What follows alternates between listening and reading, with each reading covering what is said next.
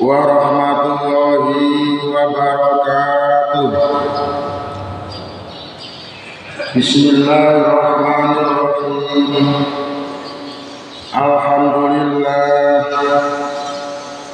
Alhamdulillahilladzi ahyana ba'dama amatana wa ilaihin nusyur.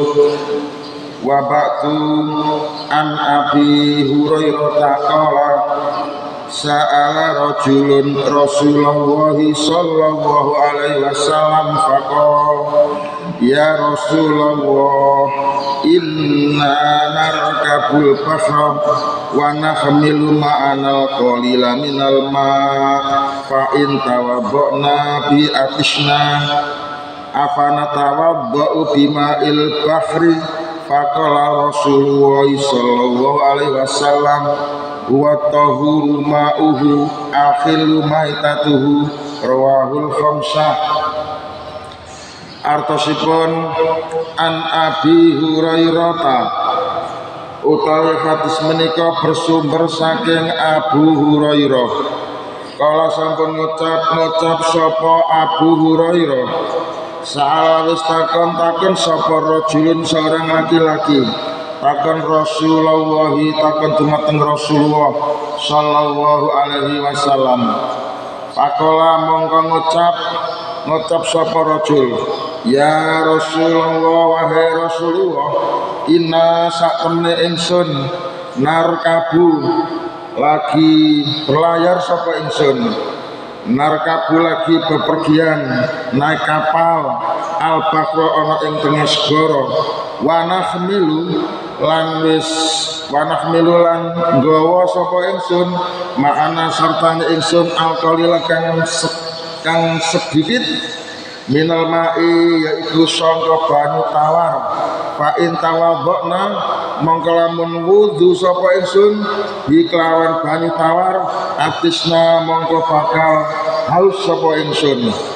Afana tawadda'u, apakah kami boleh berwudu bima bahri dengan menggunakan air laut?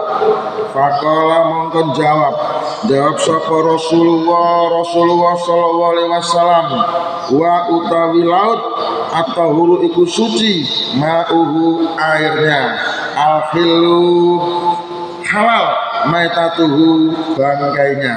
Rawawis meriwayatna ing hadis al-khamsatu sapa Imam Khamsah. Dari Abu Hurairah, ia berkata, ada seorang laki-laki bertanya kepada Rasulullah sallallahu alaihi wasallam, lalu ia berkata, wahai Rasulullah, sesungguhnya kami ini bepergian dengan naik kapal laut, dengan naik perahu, dan kami membawa sedikit air tawar. Jika kami gunakan untuk berwudu, nanti kami akan kehausan. Apakah kami boleh berwudu dengan air laut, ya Rasulullah? Maka Rasulullah menjawab, oh, air laut itu suci, lagi mensucikan, dan bangkainya halal untuk dimakan. Hadis riwayat Imam 5, yaitu Imam Abu Dawud, 1 Imam Abu Dawud, 2 Imam At-Tirmidzi, 3 Imam An-Nasai, 4 Imam Ibnu Majah, dan 5 Imam Ahmad. Bapak Ibu hadirin, hadis ingkang sampun kula wau, kula paringi tema, kula paringi judul inggih menika bab hukum bersuci dengan air laut. Dados dalam hadis menika bahasane inggih menika bahas tentang bab hukum bersuci. Sing dimaksud hukum bersuci minggo saumpama sampean perjalanan ana ing tengah segara numpak perahu, utawa nyambut gawe ana ing tengah segara numpak kapal, adoh lor atau kidul, udenge di tengah segara, ya mesti diwetengen banyu segara. Banjur sampean badhe salat, ape salat nggunakno banyu tawa, sing ana banyu asin. Njur kepiye hukume? Wudu tapi nganggo banyu asin, hukume iku lho kepiye? Wudu tapi nganggo banyu segara, hukume iku lho kepiye? Sah apa batal salate? Nah, iki jenenge fikih. Ini jenenge ngaji fikih. Bab masalah hukum sah apa batal, suci apa gak suci, iki perlu dipelajari. Zaman Rasul iku wis terjadi ana wong udu di tengah segara, tapi pikiran iku mamang, pikiran iku ragu-ragu, sang udu iku mau batal apa saya, sang sembahyang mau iku batal apa saya, wong aku sembahyang kok nganggo udu banyu asin. Wong pancen iki pertama terjadi. Lek nek kanggone saiki sampean wis gak pertama, wis gak mamang, wis ana pelajaran wis dijelasno. Zaman biyen sik pertama ragu-ragu, belum pernah ada ilmu, belum ada fikih, belum ada pengajian. Baru pertama dilakukan oleh sahabat, wudu tapi nganggo banyu segara, wudu tapi nganggo banyu asin. Tapi pikiran iku ragu-ragu, pikiran iku mamang, engko nang batal, engko nang gak sah. Mergo iku banjur teka ringgone Gusti Nabi. Di Nabi kula badhe takon, timbang pikiran mamang kabeh wis ngertaken wae ben jelas batal karo batal. Nek gak batal ya ben-ben iso dilanjut utawa iso diterusno. Gak terima kanggo awak dhewe, mungkin generasi di belakang saya juga akan mendapat ilmu atau pengalaman dari apa yang saya tanyakan kepada panjenengan. Kula wonten segara Kanjeng Nabi, kula wudu tapi gak nganggo banyu tawa, nganggo banyu asin. Dos pundi hukume? Batal apa mboten? Sah apa mboten? Pripun Kanjeng Nabi? Lah sak barine ditakoni terus mengaten, banjur Rasul jawab, at-tahuru ma'uhu al-hilu maitatuhu. Iku jawabe Rasul, le kok ngerteni ya, segara iku banyune suci, batange iku halal. Iku jawabe Kanjeng Nabi. Ha, niki jenenge ilustrasi. Bapak-bapak, ibu-ibu, penjelasannya hadis kalau mengaten nggih.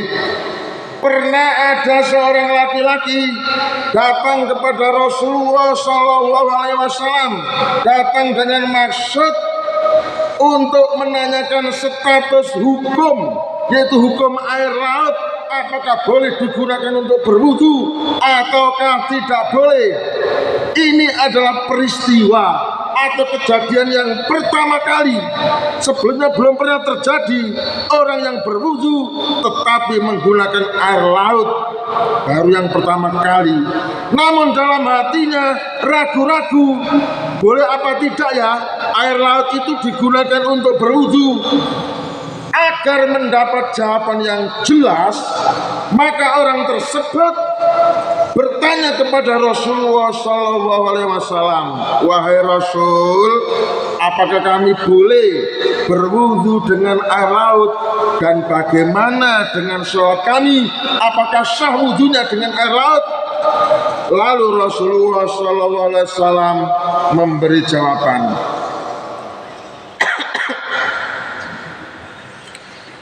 Banyu segara, ngoro, sak banyune, sak batange, banyune ngoro, banyu segara air laut itu boleh untuk digunakan berwudu, boleh untuk kamu pakai berwudu dengan air laut. Kamu boleh wudu dengan air laut, itu boleh. Dan sholat yang kamu lakukan dengan wudu air laut itu sah, meski wudunya dengan air laut boleh tetap sah. Sebab status air laut itu suci dan bisa digunakan untuk bersuci. Tadi jelas statusnya banyu laut suci dan mensucikan. Bagaimana maksudnya suci? Suci ya berarti suci, bisa diminum, bisa dimasak, bisa digunakan untuk bersuci. Beda dengan air teh, air kopi, itu suci, tapi tidak bisa digunakan untuk bersuci. Misal, air kopi sak kecamatan dikumpul sampai bek sak kolah tetap suci bisa diminum, tetapi gak bisa digunakan untuk berwudu. Suci ini itu gak kena digawe wudu. Banyu teh ngono, banyu wedang susu yok ngono, banyu minuman-minuman yang lain itu statusnya suci tapi tidak bisa digunakan untuk bersuci. Suci ini mau kena diombe tapi gak kena digawe berwudu. Tapi banyu segara di samping kena diombe nih kapan kolu juga bisa digunakan untuk berwudu. Di samping itu ikan yang mati di laut bangkainya juga halal dimakan.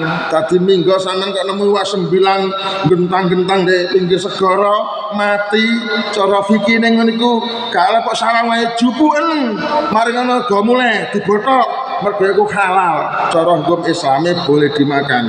Iwak sing mati di segara itu halal dimakan senajan itu bangkai. Inilah syariat.